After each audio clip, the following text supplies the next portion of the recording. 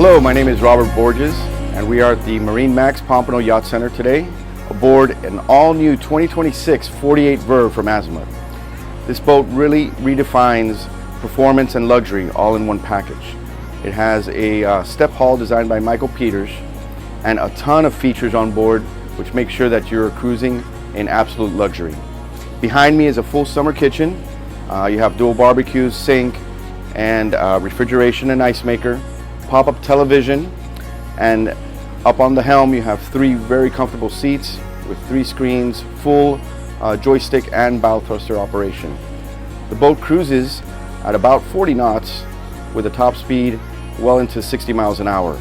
That means getting from Miami to Bimini in just over an hour.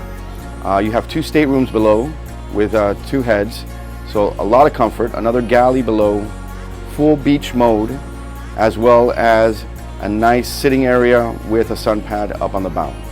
I hope you enjoy the walkthrough and come see us at MarineMax Pompano Yacht Center. All the best.